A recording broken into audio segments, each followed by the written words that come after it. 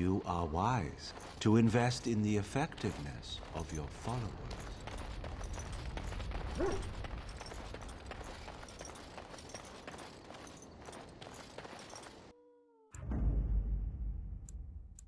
Indeed.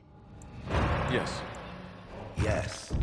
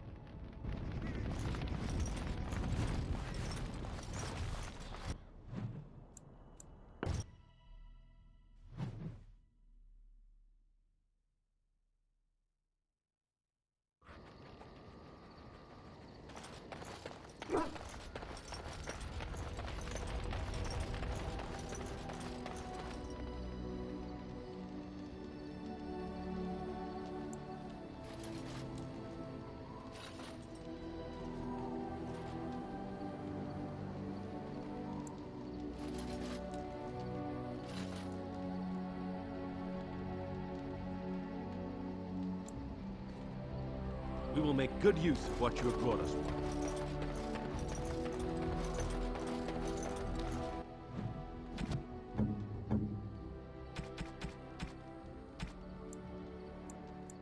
A fine gift. You have my thanks.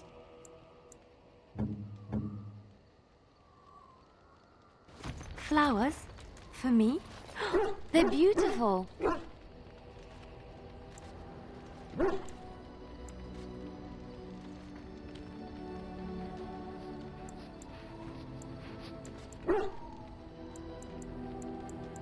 These were her favorite. I haven't seen these in such a long time. They smell just like Mother used to. Thank you. Thank you so much for remembering.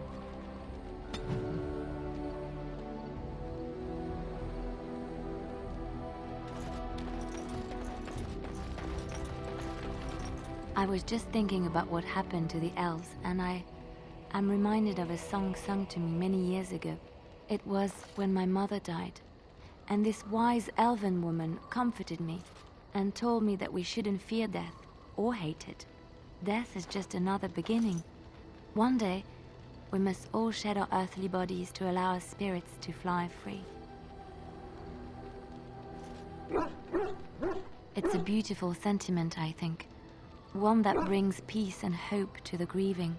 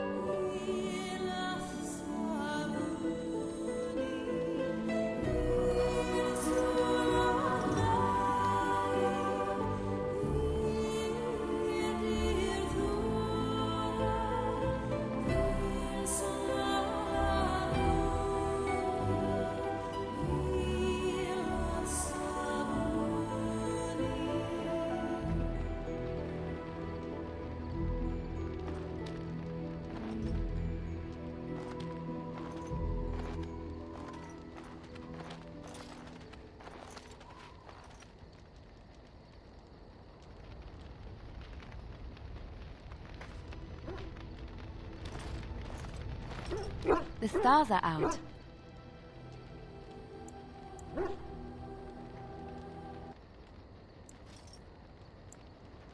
It comforts me to know that the stars will remain untouched by the Blight. That whatever happens down here, they will shine eternally, their light undimmed. There is a story about that cluster of stars over there. Do you know it? Elindra and her soldier? A long time ago, there lived a fair maiden called Elindra. She had many suitors, but spurned them all, for she did not love them. One day, Elindra was sitting by her window in her father's castle, singing and dreaming, when her lovely voice caught the attention of a young soldier. Entranced by her song, the soldier drew near to Elindra's window. As their eyes met, he fell in love with her, and she with him. When Elindra told her father about the man she had chosen, he was furious, for Elindra was high-born, but her love nothing more than a common soldier. To keep them apart, he had Elindra imprisoned in the highest tower of his castle, and sent her soldier to the wars.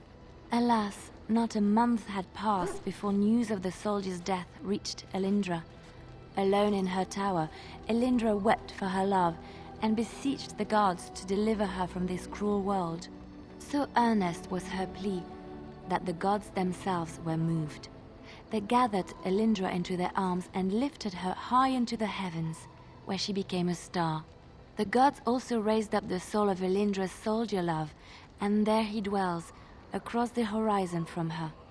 The band of stars between them is a river of Elindra's tears, cried for her lost love.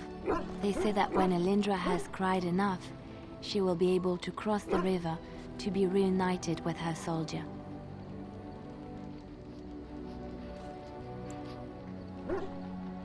This story is one of my favorites, a tale of a love so great and so enduring that it defies death and moves the gods to action.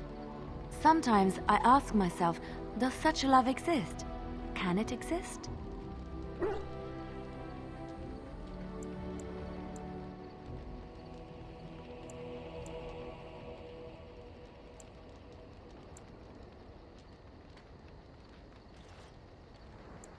I think I would be lucky to experience an emotion even half as pure and true as Elindra's love. The world gets lonely too quickly if there is no one to share it with.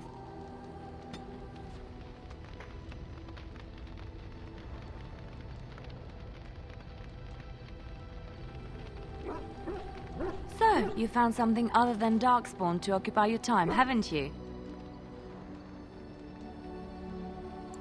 You and Morrigan are...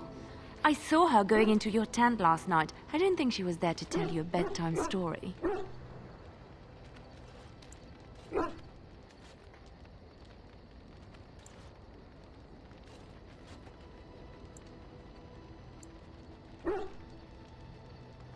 Oh, how glib. I suppose you expect me to laugh and forget about you and Morrigan. She was... You're giving her... I mean, you're wading through her swamp.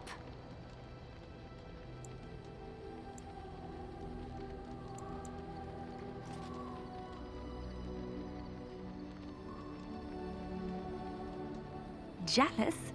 You think I'm jealous? Don't flatter yourself. I am more concerned about the ramifications of your dalliance. Your relationship might affect our entire group, don't you think? If suddenly she is more important to you than the rest of us, you could take unnecessary risks for her, putting us all in danger.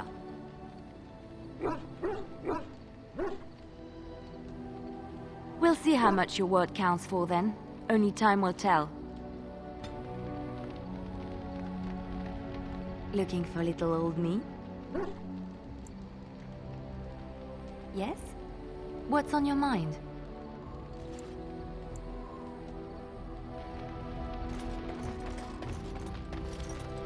Something on your mind? You called. I caged myself. A weak mind is a deadly foe, as you are no doubt aware. I came to your lands with 7 of the Beresad, my brothers, to seek answers about the Blight. We made our way across the Ferelden countryside without incident, seeing nothing of the threat we were sent to observe. Until the night we camped by Lake Calenhad. They came from everywhere. The earth beneath our feet, the air above us. Our own shadows harbored the Darkspawn. I saw the last of the creatures cut down, too late. I fell. I heard the stories of Ostagar. Your kith stood their ground when others fled. No one can do more than that. I don't know how long I lay on the battlefield among the dead, nor do I know how the farmers found me. I only know that when I woke, I was no longer among my brothers, and my sword was gone from my hand. Perhaps. I searched for it, and when that failed, I asked my rescuers what had become of it.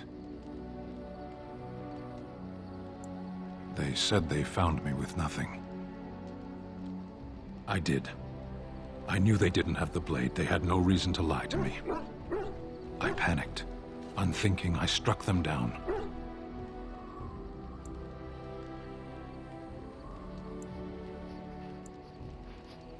That sword was made for my hand alone. I have carried it from the day I was set into the Beresad. I was to die wielding it for my people. Even if I could cross Ferelden and Tevinter unarmed and alone to bring my report to the Arishok, I would be slain on sight by the Antam. They would know me as soulless, a deserter. No soldier would cast aside his blade while he drew breath.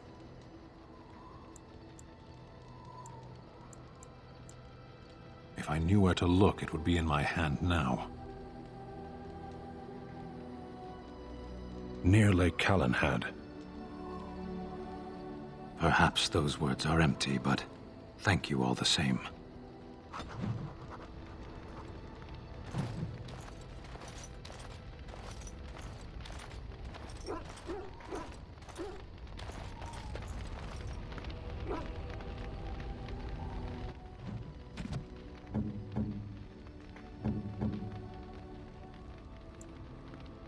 Why, thank you so much.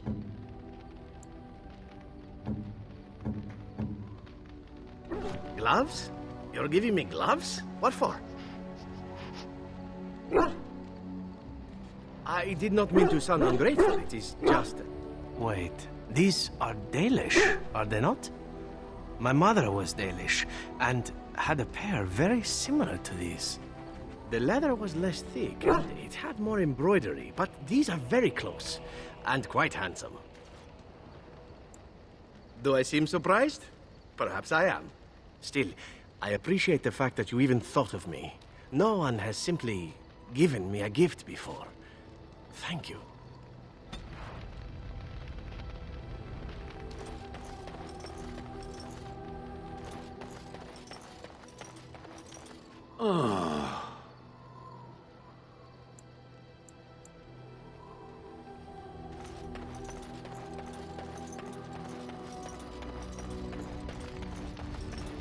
I have something for you.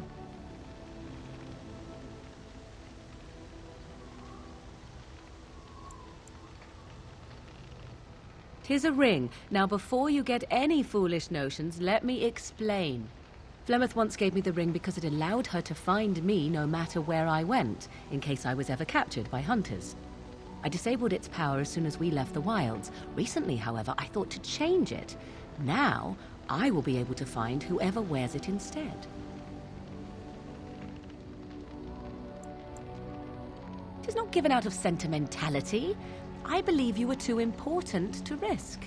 If you were captured, this ring would allow the rest of us to find you quickly.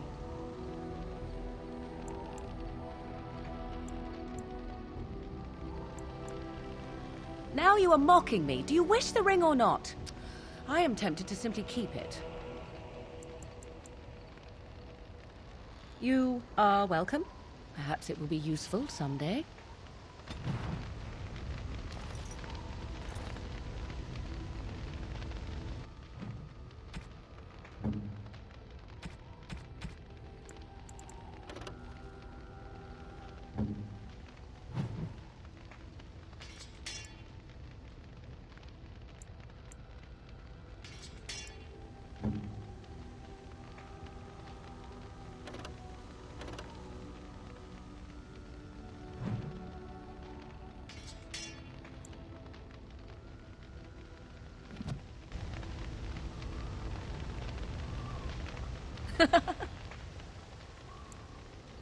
We're in camp, so 'tis as good a time as any.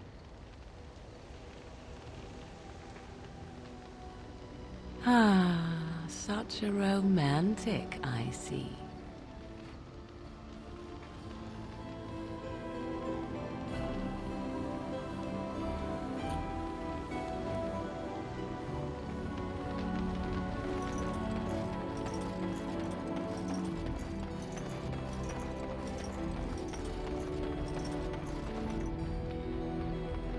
Looking for little old me?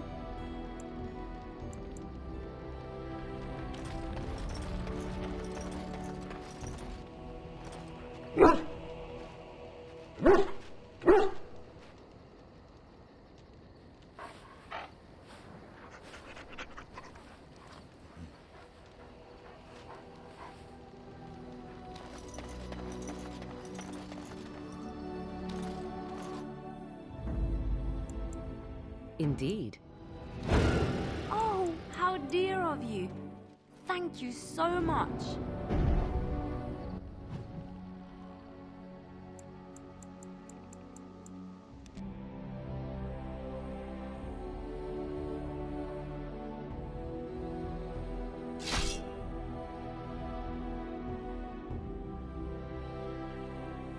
Critters. Let's get started. Let's get started. Down you go! Time for some fun. Watch out!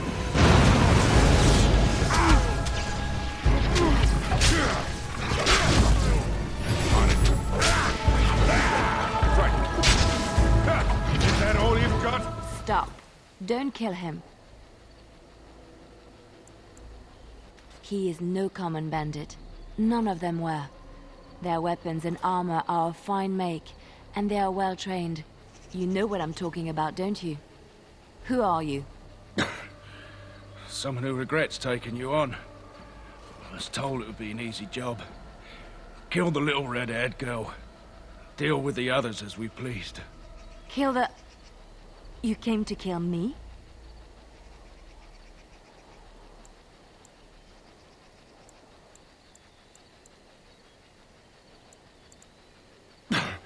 I don't pay to ask why someone wants someone else dead. I just need to know what to do and where to get my money. Ha! Money. I'll be lucky to get away with my life, it seems. Maybe we could work something out. You like the idea? Speak quickly. I've no real quarrel with you. Wasn't me that wanted you dead. But I know how you can find the one who does.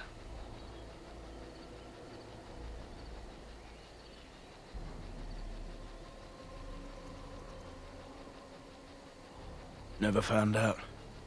Got the feeling the man I spoke to was doing someone else's bidding, too. I have some directions written down on how to get to the house. It's in Denham. Yeah, it's the best I can do. Thank you. Now leave. I never want to see you again.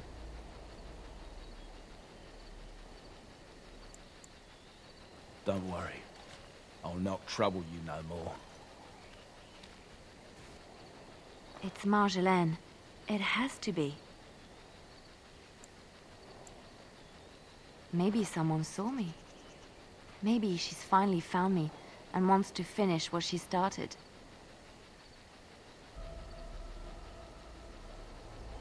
Perhaps it's time to settle this score for good.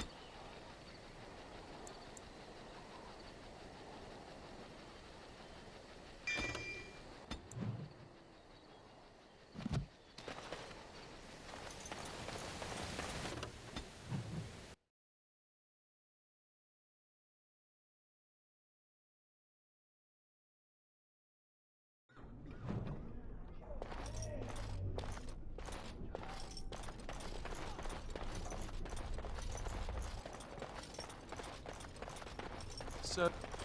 I don't know if I have the strength for another big battle. The Gray Wardens saved us. Fighting the Blight is the least we can do. True. The Circle has always played a part in defeating the Blights. This is our chance to show that we will fight and die for our home, just like any other Ferelden.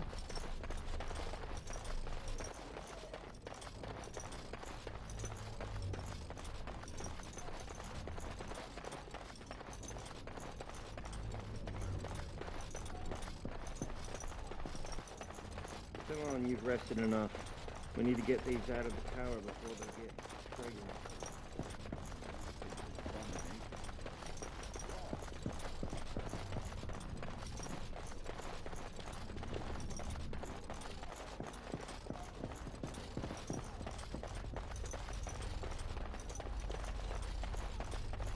I wish I could have gone with them. To fight.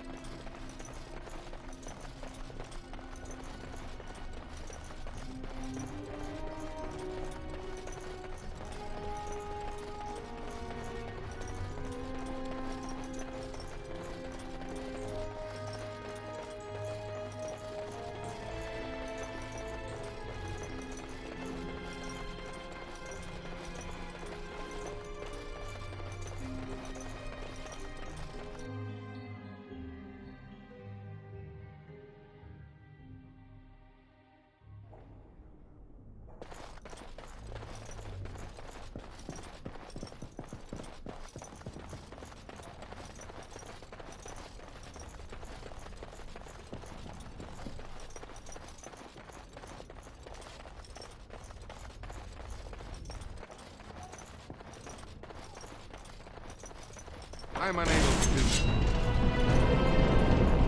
As you wish. Time is up.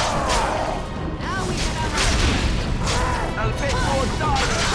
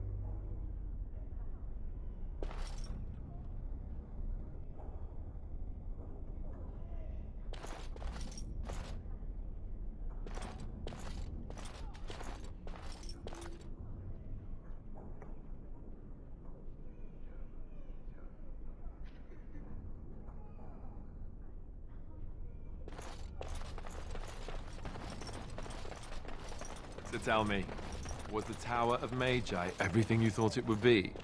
Abominations running rampant, Templars ready to slaughter every mage in sight. Yes, it rather met all my expectations. You don't think you might have been better off getting your training there, instead of whatever your mother taught you? You're right. My mother didn't nearly have as many abominations running about. That certainly would have improved my education. I'll give you that one. I'm so relieved.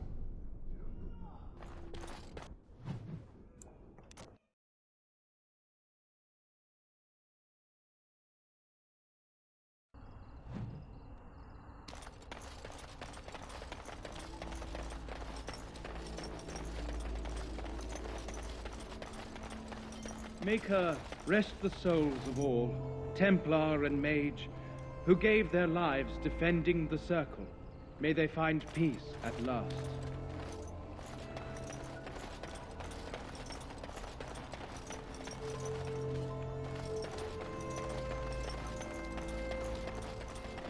Isn't that the point?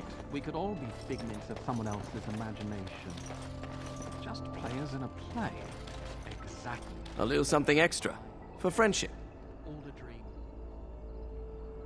But whose dream? And for whose amusement? Some being of cosmic power. Sublime.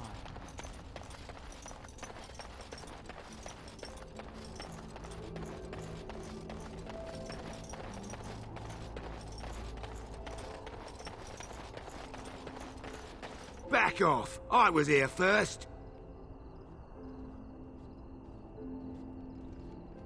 Why, you looking to buy one? A Q what?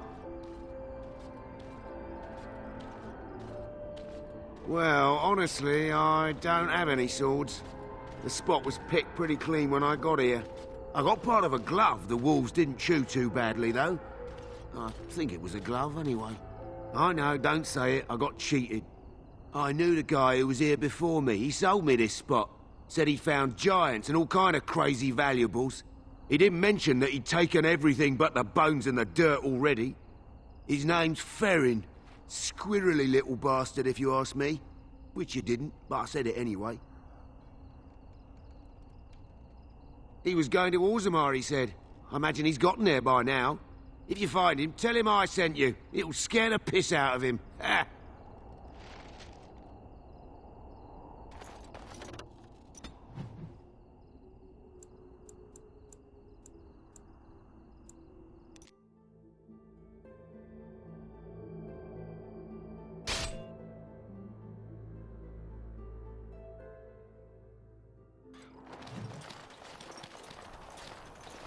Concentrate, like we practiced. Now, fire!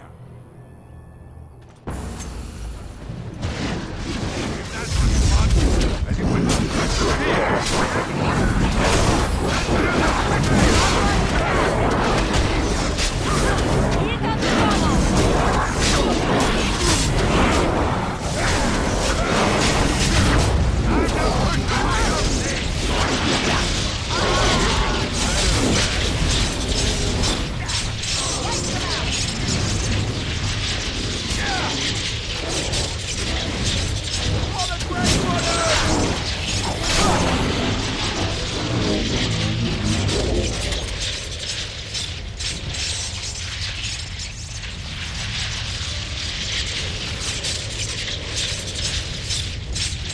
I'm taking these apprentices to Redcliffe.